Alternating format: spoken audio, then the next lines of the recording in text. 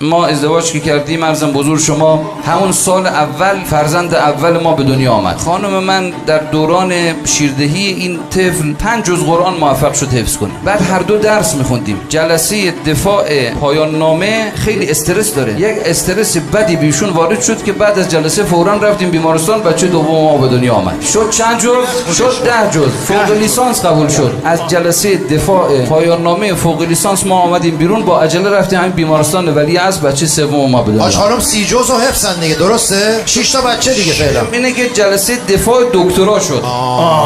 اون که اصلا خیلی استرس داشت که نیمه تمام موند اصلا. بچه چهارم به دنیا آمد. یک کسی میگه اینا جلسه حمله بوده، دفاع شما نبود. درس میخوندین باید مینیبوس میخریدین دیگه.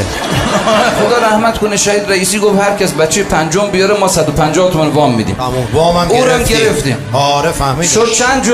والا گفتم 5 جز مونده دیگه. خلاص الان حافظ کل ما الان نهج البلاغه رو بخشبندی کردیم. میخوام شروع کنیم ان شاء الله. دیگه کدهابی هم نباشه میرین سراغ فارسی. دست بزنن، میخواد دست بزنن دیگه. دست بزنن.